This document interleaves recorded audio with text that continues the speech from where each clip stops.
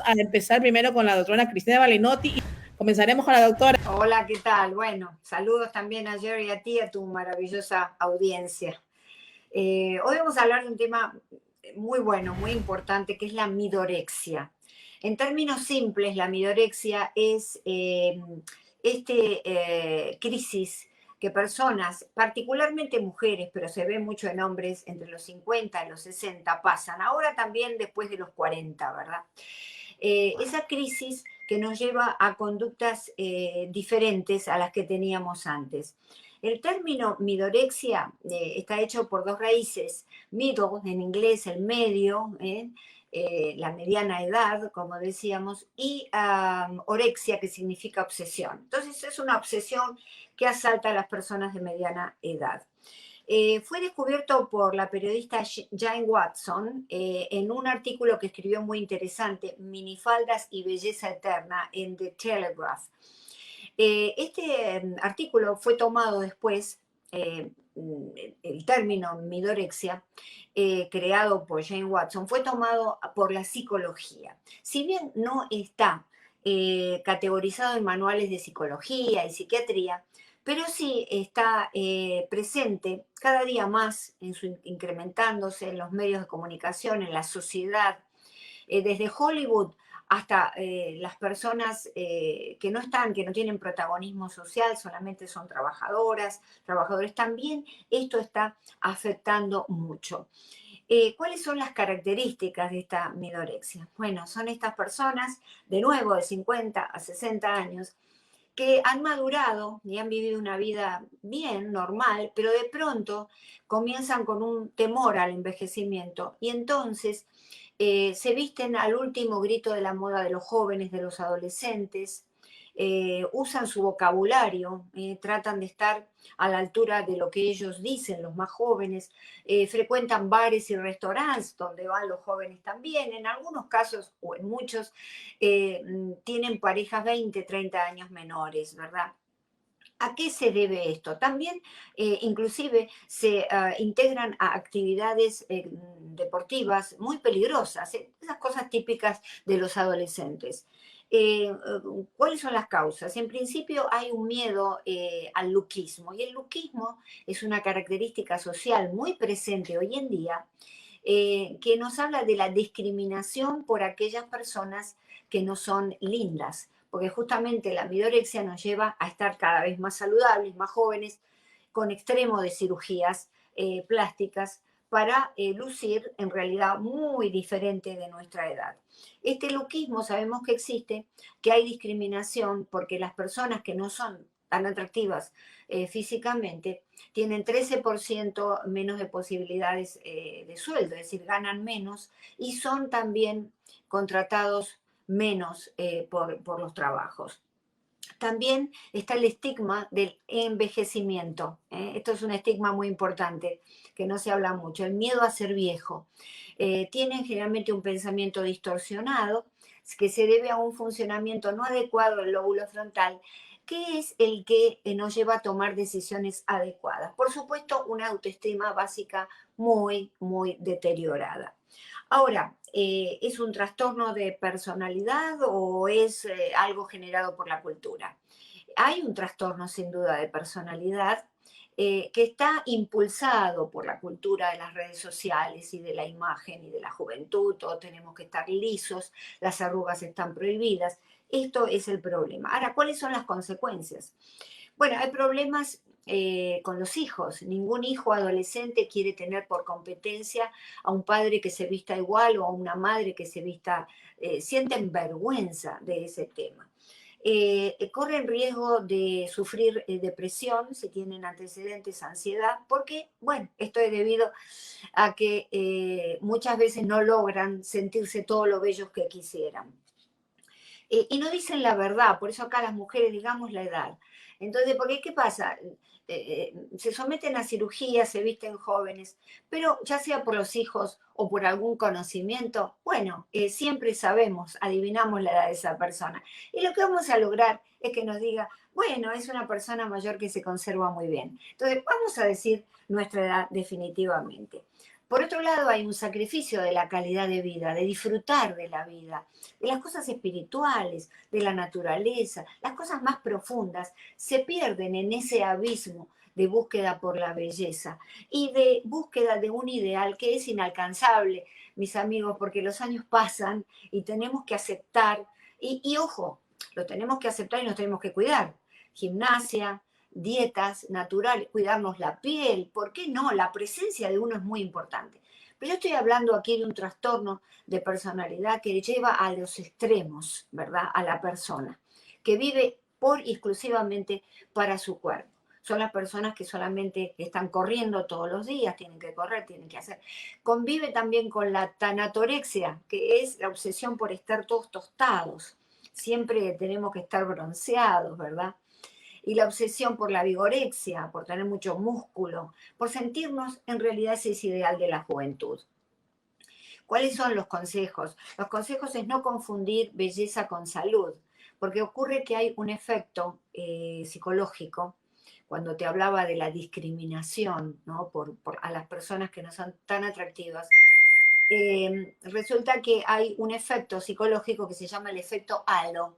Entonces, las personas que son muy atractivas, bueno, por ende se piensa que son más inteligentes, que son más honestas, y lo vemos en los juicios cuando personas que son culpables, muy bonitas, generalmente son sobreseídos. ¿Por qué? Porque esa belleza engaña, es un efecto psicológico que todos compartimos. Atención, no hay que confundir sentirse joven, que hay que sentirse joven y hacer las cosas con creerse joven. Ya perdimos esos años, por favor. Y tampoco confundir la belleza con la inteligencia y con la honestidad. Exploremos, hay mucho de la madurez que podemos explorar. Pero para darte un ejemplo sencillo, conocí un médico clásico toda su vida, con su traje, su corbata, su camisa, el ambo de médico bien abrochado, el guardapolvo, que cuando llegó a los 50, 55 años, empezó a estar tostado de una manera increíble, con el pelo largo, una colita en la nuca, ¿verdad? Los jeans, el guardapolvo abierto y por supuesto nada de corbata. Y afuera una Harley Davidson, es decir, una moto de esas. ¿Por qué? Porque era esta manera de sentirse, de creerse jóvenes, ¿verdad? Por eso atención, sobre todo a las mujeres, porque esto pasa mucho en las mujeres. Vamos a explorar un poco nuestros años, el beneficio de nuestros años mayores, pero además cuidándonos. Nadie está diciendo que no tenemos que apelar a algo una vez en la vida o que tenemos que cuidarnos, estar en forma, caminar, hacer gimnasia, gimnasia intelectual, pero no llegar al extremo de que es todo por el cuerpo y para el cuerpo. Tan importante, doctora, las recomendaciones y obviamente muchas personas a veces no sabíamos ni el nombre, vamos a decir y definir estos problemas que hay con nuestra salud mental. Acá nos pregunta Edgar Durán, mucha gente que está conectada, gracias a todos los que están en sintonía y están compartiendo este programa porque la información es de primera mano. Traemos profesionales y especialistas, como es en este caso nuestra querida doctora Cristina Balinotti, que la pueden seguir en su canal de YouTube en unifamilia.com. Ahí encuentran información de primera mano y siempre muy didáctica ella. Aprendemos bastante, doctora. Se la queremos agradecer de verdad por todo este aporte que hace a la comunidad, no solamente pues de aquí local, sino también mundial, porque podemos vernos en cualquier lugar del mundo gracias a esta magia de la internet y las plataformas digitales. Vamos con la pregunta, doctora. Dice Edgar Durán, ¿cuáles son los beneficios de la midorexia en la tercera edad? Si hubiera beneficios. Bueno, los beneficios, si lo hacemos de manera equilibrada y no desmesurada, los beneficios son que nos ocupamos más de nuestra gimnasia física, porque entonces tratamos de estar más delgados, de estar mejor. Eso hace muy bien al corazón, hace muy bien al cerebro. Comemos mejor también. Y en muchos casos tratamos de estar a la orden del día con las redes sociales. Es decir, que somos personas mucho más enganchadas con esto, que nos va a ayudar para el desarrollo del cerebro y para evitar enfermedades como el Alzheimer, ¿verdad? O por lo menos no evitarlas, pero sí demorarlas, porque un cerebro entrenado, un cerebro que empieza a aprender algo tarde en la vida, a los 50, 60 años, es la mejor edad para aprender un idioma o aprender todos los secretos de las redes sociales y estar conectados. Es decir, que beneficios tiene, pero atención, como decían los griegos, nada con exceso, todo en su medida y armoniosamente. Muy importante. Gracias, Edgardo. Dice Alejandra Mendoza, leí que la amidorexia es un trastorno, entonces, ¿no tiene un aspecto positivo? Bueno, Alejandra, sí, tiene un aspecto positivo, como comentaba, gracias a la pregunta de Edgardo. Sí, en efecto, esto tiene ese aspecto positivo, pero ojo, que no se transforme en una obsesión, ¿eh?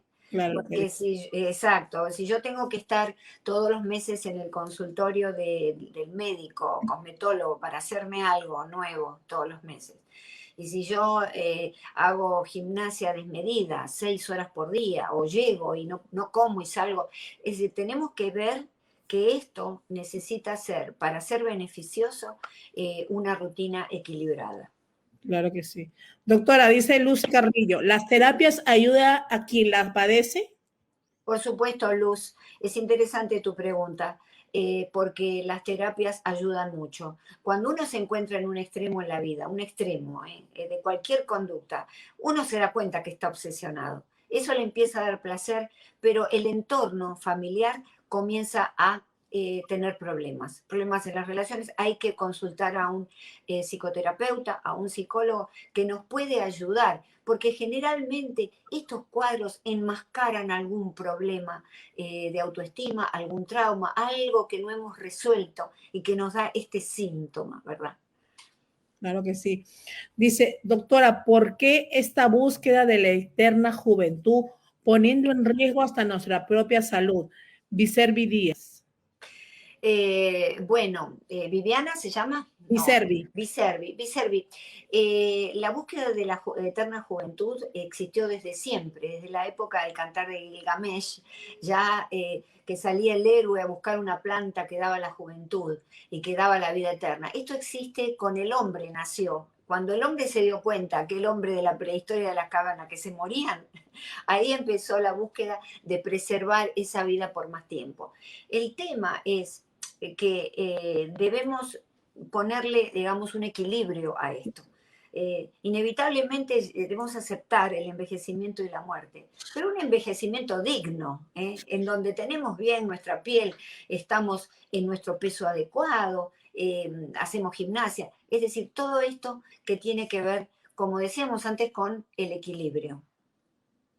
Es tan importante, doctora, darnos cuenta y no caer, pues vamos a ver, conocemos muchas personas que quizás, como usted decía al principio, se vuelven fanáticos y obviamente es como un vicio ir al cirujano, nunca se ven bien, siempre quieren estar mejor, mejor, mejor y pues obviamente comienza a caer en el riesgo de su salud, no solamente físico, sino también mental, como nos está diciendo ahora.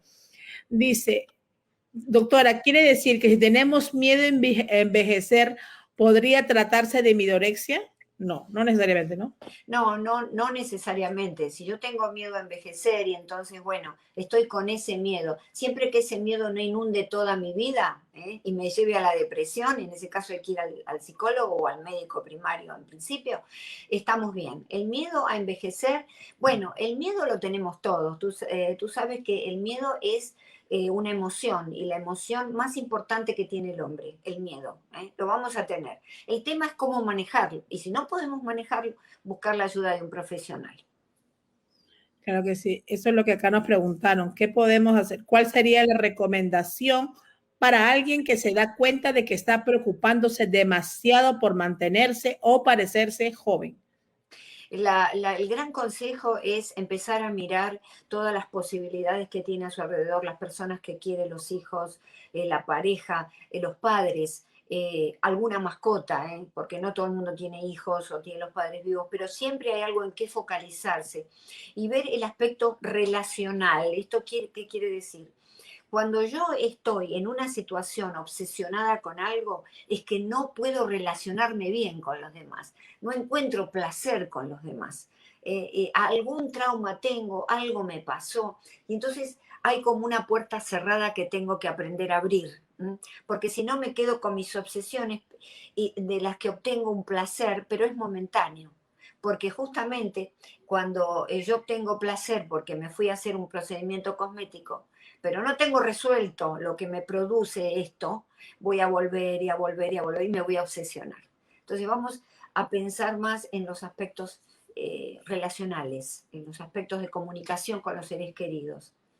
Claro que sí. Doctora, esto no solamente aplica para las personas mayores, creo, porque también sabemos de gente muy joven, ¿no? Como hemos visto quizás en las redes sociales, muchachas jóvenes de 18 y 20 años que no tienen necesidad de hacerse nada en la piel o algún tratamiento y comienzan a comenzar a caer en esto, también pensando lucir cada vez mejor. Claro, esto nos lleva a hablar de la sociedad. Vivimos en una sociedad que está completamente fanatizada con la juventud y con la belleza, con todo lo que te decía. No se pueden tener arrugas, es el emporio de lo liso, tenemos que ser lisos todos y permanecer como congelados. Entonces, los más jóvenes, que son más vulnerables, son los que también ingresan en eso. Vemos que hay chicas de 15, 16 años que le piden para el cumpleaños a la madre y a los padres una cirugía de nariz, una cirugía de senos. Es decir, estamos cayendo en un exceso absoluto la sociedad occidental. Pero yo creo que el mundo también, que tenemos que rever, ¿verdad? Con nuestras hijas, es muy importante. A veces a la madre les damos el ejemplo, Eso porque es. vivimos en el cirujano y después pretendemos que nuestra hija no quiera hacerlo, en el cirujano plástico. Entonces, hay mucho que reflexionar en esta sociedad en donde estamos poniendo abajo de la alfombra las cuestiones espirituales, las cosas que importan, el amor entre las personas, la comunicación, la solidaridad, y estamos poniendo en un primer plano, en el escenario allí con todos los spots, el tema de la juventud. Es una sociedad que se está enfermando en ese sentido. Las redes Definitivamente. sociales no ayudan mucho. Claro que sí, doctora. Doctora, y en realidad, acá hay una otra pregunta, pero vamos a tratar de dar una recomendación también a todos esos padres, porque también sabemos que hay padres que ellos son los que mismos están impulsando a sus hijas a que se hagan las cirugías desde muy temprana edad. Yo conozco muchachas que quizás no quieren hacerse nada y los padres dicen, no, pero es que tienes que hacerte esto y lo otro para lucir bien. O sea, también hay padres que ellos mismos se meten a eso. Dice, ¿qué hay de esas personas que quieren ser otras personas y se hacen cirugías para parecerse a otros? O sea, ni siquiera para lucir ellas mismas, sino dicen, quiero parecerme a X persona.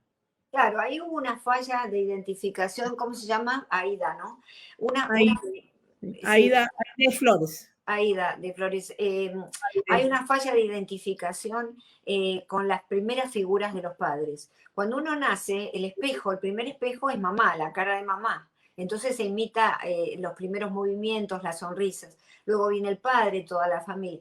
Cuando esos procesos de identificaciones son cancelados, cuando son prohibidos por alguna cuestión, porque el chiquito no tenía buena relación con los padres, por lo que fuere, por abandono, lamentablemente la identidad no termina de formarse y entonces de grandes vamos buscando formar esa identidad y queremos parecernos a esas otras personas como sustitutivos inconscientes de la figura de los padres, particularmente de la madre.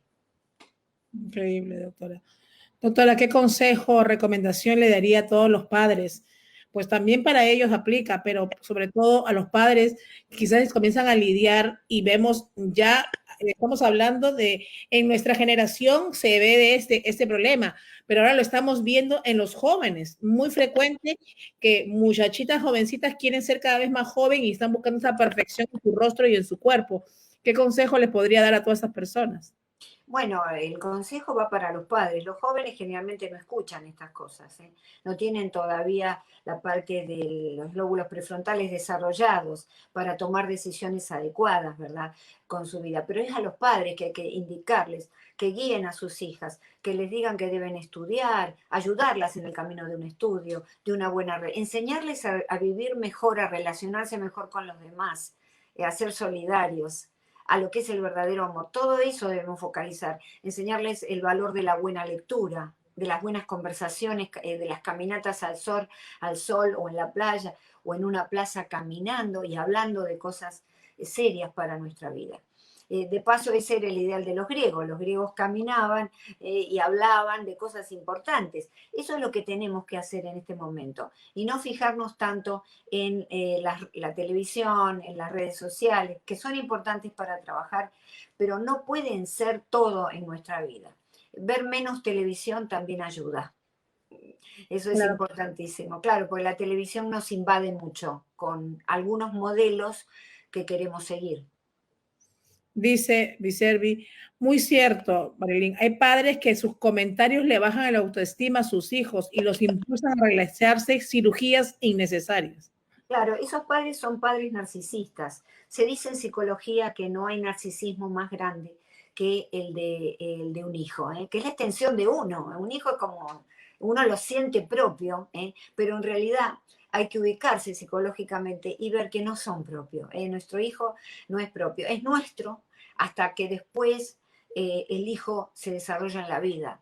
Es nuestro, pero tenemos la obligación de respetar su forma de ser, de tratarlos bien, de no insultarlos.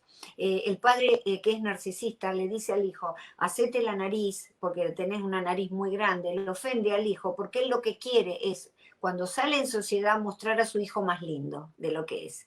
Es decir, que es egocentrado, y algo que no debemos hacer nunca con nuestros hijos. Bueno, yo conozco muy de cerca a alguien, pues en mi país, en Perú, que les hizo la cirugía a todos los hijos, porque obviamente en realidad no le gustaba la nariz al señor mismo. Y todos los hijos pasaron por la cirugía. No había opción, cumplían 16 y pasaban por el cirujano.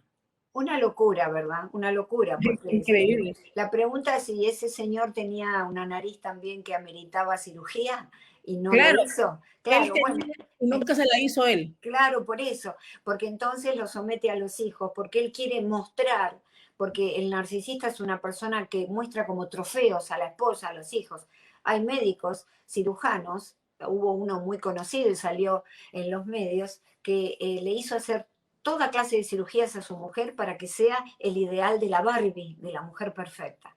Es decir, Increíble. esas personas narcisistas sienten a la familia como objetos, no como personas a las cuales respetar. Claro que sí. Doctora, dicen, ¿sufren los hombres de midorexia?